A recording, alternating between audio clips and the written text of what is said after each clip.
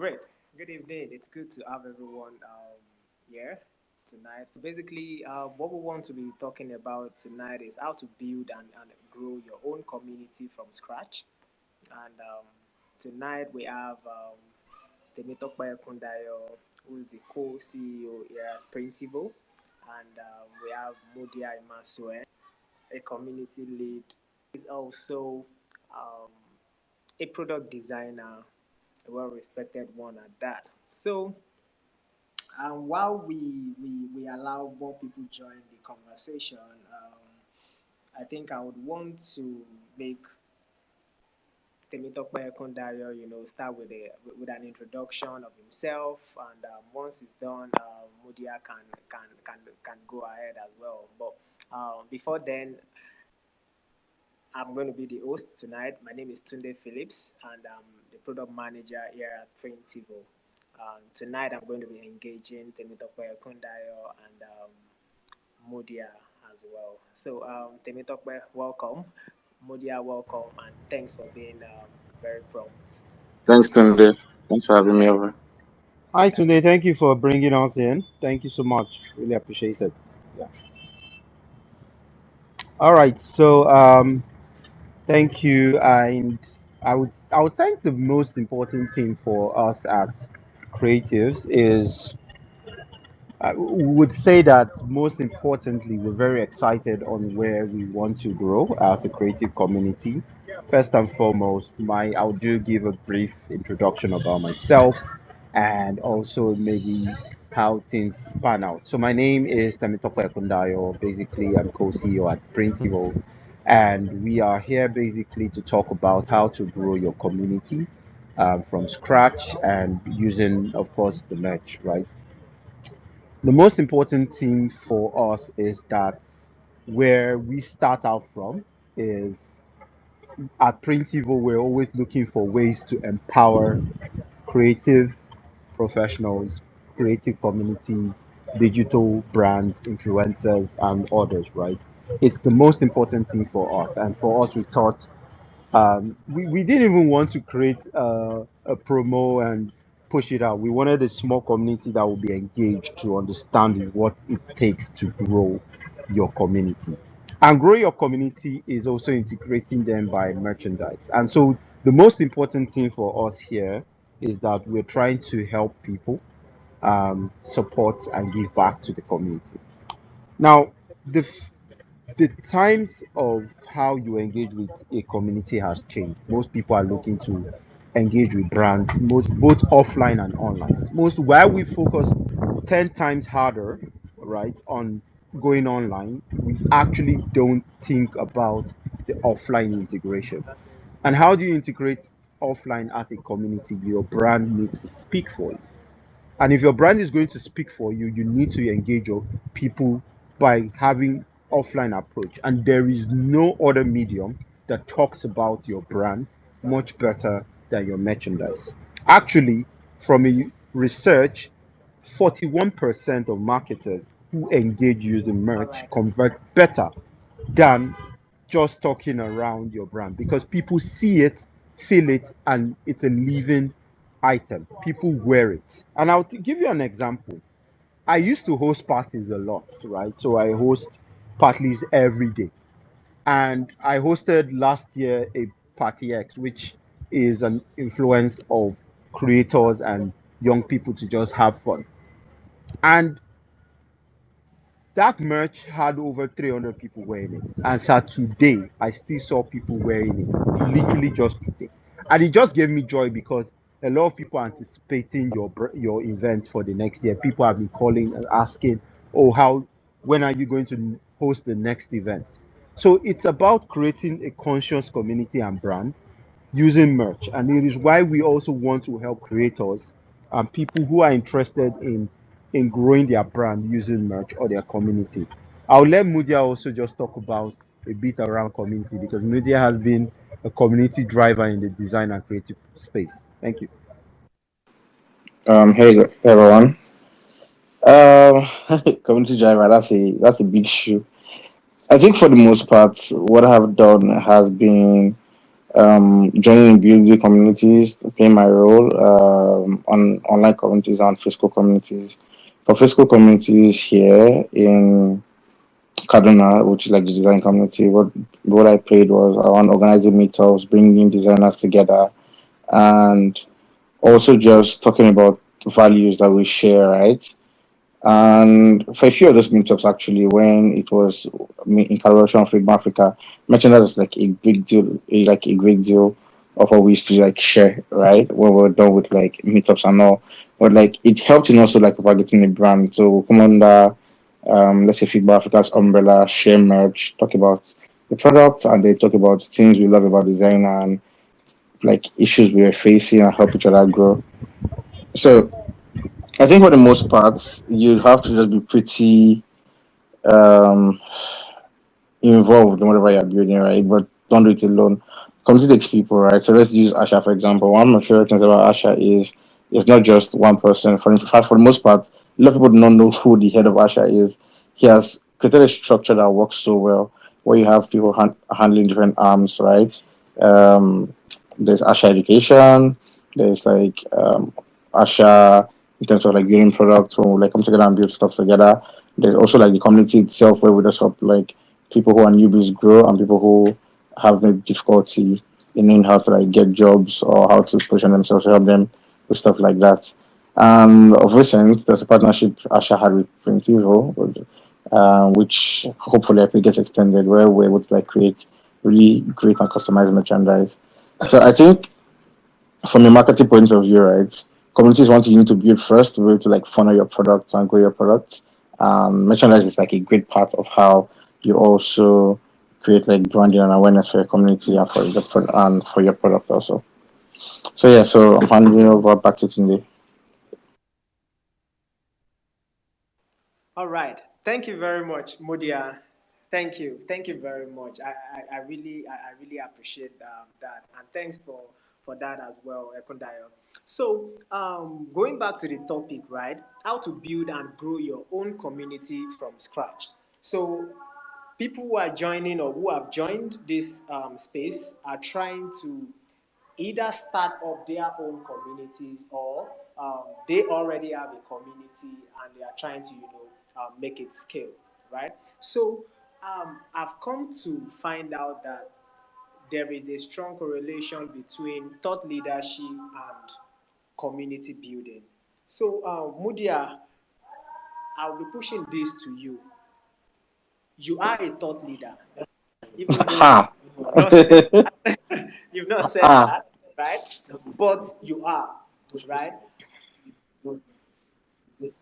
How would you? Yeah, okay. The reason is that um, go into a room filled with 15 designers from Mm-hmm. Nigeria and ask them if they know Mudia. I'm almost sure more than half will be able to say they know you. So to me, that's thought leadership because they don't know you for something else aside. Oh, this guy is a badass designer, and I wouldn't want to go deep into that, but yeah, that's thought leadership. How did you manage to build such a reputation or such a brand for yourself? Because a lot of people here looking at starting their own communities would also want to, know what it takes to be able to be useful to people so much that people will be able to, follow them. So how would you say the things you've done in the past have helped you become who you are now? Yeah, thanks. Okay, so first of all, it's most of this was not intentional, right? Like the popular saying is you connect the dots looking backwards. So like in retrospect, I'm speaking in retrospect. I never none of this was ever planned. I never planned to be a thought leader or able to be popular. Trust me, it's a sometimes being popular is a constant nightmare for me. But hey, we're here already. I think how it happened, and this is just like it's not a template, it's just like how my life is when I was okay, for starters, like when anything I'm interested in, I talk about, I write about, right? So when I was doing like data science and all of that, I was doing like a lot of writing and publishing. If you go to my Medium, you see that it also sort of happened that when I transitioned to design, I carried over the same format of learning and sharing into design, right? So that period I was doing a lot of talking about stuff I'm learning, sharing opinion. I in past years I used to be really highly opinionated. Maybe that contributed, but like sharing my opinions on stuff. And when I see like new information, I will openly change my opinion also, right? Just writing, and then in Kaduna, I realized that I need a community around me, right? In terms of design itself, and luckily, Figma Africa. So Figma was a product first of all that I was pretty passionate about. So like I started just hosting meetups. Maybe my first 2, 3 meetups, only 5 to 7 people will come or 3 people will come. And then my friends who were doing like data science and stuff in collab were also like just joining my meetup in terms of like solidarity. I just want to hear me talk and learn something. So like over time I decided like building this community, right? And I became a bit more intentional about it, like building community, like a design community, because building a really big community is a lot, but like if it's niche, um, it's easier. And then I had help also, right? I had a lot of help. That's one thing I said initially. It needs to be able to ask for help. I had a friend Hafiz. He's CEO of Boxcon in Ghana now. He was in Kaduna for that period, and we'll do meetups together. He will help me like coordination and stuff. Sanusi Ismaila, the CEO of Collab, would fund our meetups in terms of like snacks and stuff if you get. Like people would actually. The thing is, when people see you doing stuff, they'll want to help out. So like you have to start. Like the first few times, I just started like, oh guys, come for this, right? But when people see, oh, you're consistent on what you are doing, people come around and start helping you out. And then apart from the quote unquote thought leadership stuff and like doing meetups, there's also part of your personal life, like your personal self, your work, right? One thing I've always tried to do for the most part is do good work. And I feel if you're building a community and your output is also great, it's kind of easier for people to respect what you are saying and what you are doing and rally around you. So like that has been looking back, that's been how it worked for me doing good work and just it's a sitting down and saying, "Oh, there's no community for me to join," which I always find odd. Like people be like, "Oh, I'm in XYZ state. There's no design community here, so I feel alone." I'm like, "Okay, build one." You understand? Like sometimes, like till today, I still keep meeting new designers in Kaduna. There's one guy I met here, higher, right? I've not seen him before until like a few months ago. Really good designer. He has been in Kaduna. Kind of heard about collab. I was like, "Oh, let's go and check it out." And right now, like I see this guy at least once a week, right? Really good designer. I was thinking about having a tea and design meetup, like just maybe 6 to 10 designers, just have tea at a cafe and let's talk about stuff like our experience so far, journey so far, and how to improve. You understand? And it's just starts from one person saying, "Hey, let's meet up, let's chill, let's hang out." Anytime Chukwuka comes to Kaduna, that shy one, he always gives a talk to like the design community here, right? He always tries to even teach a class. Leye, anytime Leye comes to Kaduna, Leye connects, teaches a class. And that's because, I mean, they are saying that, oh, this person started something and they want to help out. But like, if you don't start something, if you don't start again, if you don't put yourself out there, if you do not apply yourself, it's just going to be you, I don't know, just being there, not doing anything and just keep saying, oh, there's no community around. So yeah, just looking back, that's how it happened. And I think maybe perhaps the formula that could be applied towards building a community and becoming a thought leader. Still don't like that word though, but yeah.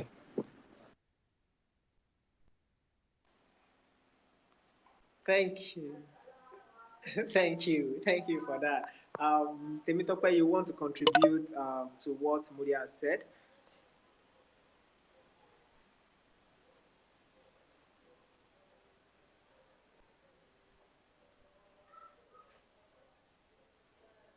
Hi, Temitope, did you hear me? Sorry, I missed that. Can you just repeat? So sorry about that.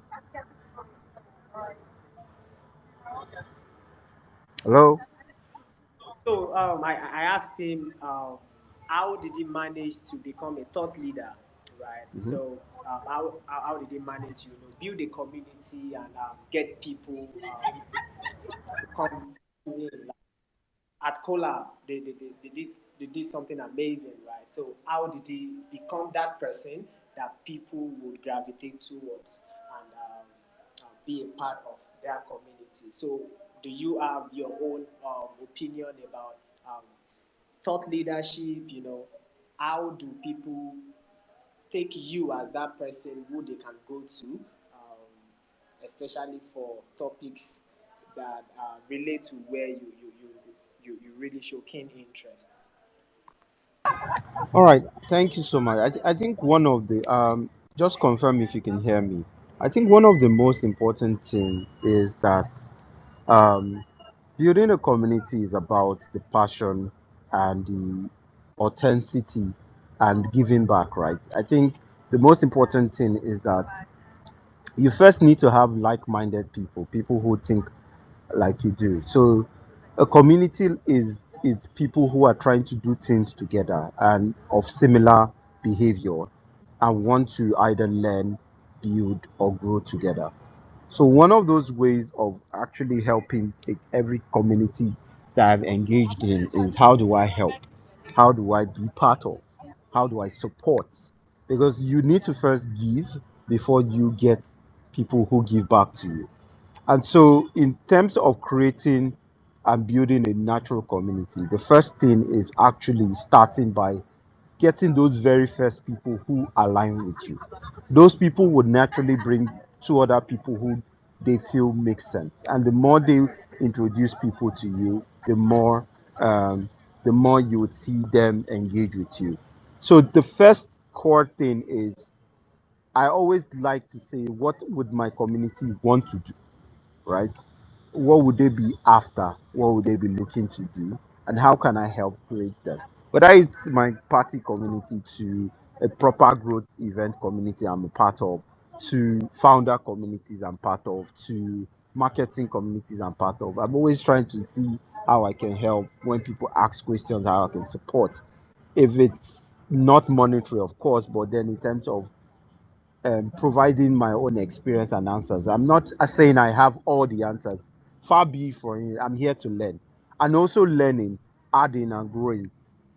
And I think that is most important. The more passionate about helping people, the more you are engaged and working to network with people, the more you are very interested in understanding what people are about, what makes them tick, how you can support them.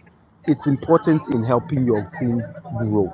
And so that is what I think is one of the basic founding blocks of every single community. Notwithstanding, creatives are very important because creatives themselves need a lot of help. You see, the things about creatives that make them stand out differently is that they think and always try to be different. And they always try to be very different from what is the norm. Sometimes it might look weird. So, in any creative community, you would have people who are very deep thinkers because they think deeply about their craft. Then you have people who might move very fast in terms of creating opinion. But being a thought leader, I don't like using the word thought leader because, truthfully speaking, right, you're also learning, right? There is no one that has all this figured out. And I think anybody that says, I have it figured out, are lying. They're literally lying. But the fact is that your experience is helping you stay top of mind. People, when they think of XYZ, they think of you because you are helping the community. In Mudia's case, as Mudia would always want to create most controversial topics, he is also very different in how he creates his designs, right? He is always, I mean, he has created maybe for him what he likes as his signature move, a very large button. People might say, ah, that's Mudia, right? But it's because he likes it and he feels that this is what the user would behave. And then it's not just speaking from vibes, it's speaking from actually sitting down to users he would interview one on one, right? But then in the case of also growing, how do you want to grow your business? How do you want to grow your community? What kind of users would make your community makes sense? You need people who will be interested to be active. It's not people who will join your community and keep quiet. You need very active people. So you need people very engaged. And so if you typically don't have active people, yeah, you need to just tell them to go because you need people to be engaged. So you don't even know what you are doing. If people are not active in your community, why are they in your community in the first place? So I think that's something to help you. And the more you keep giving, the more you keep helping, the more people look up to you. Although it's not easy, but the more you keep giving, I think you'll get to see people naturally gravitate towards you. Thank you very much for that deep dive, Ekundayo. So, there is a saying, we've been able to establish how to create a community from being a thought leader now. A lot of people will come definitely, even though we would have very few of them at the beginning. So, Mudia, this is for you. I know one or two times you must have, experienced what I would tag a believer, right?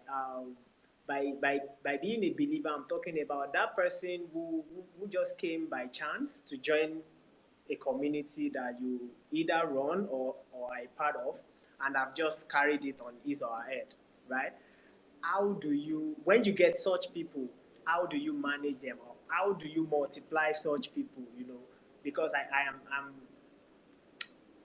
beginning to think that those people are the reason behind why communities grow big. So, have you had any experience or any encounter with any of such persons? And what was that experience like?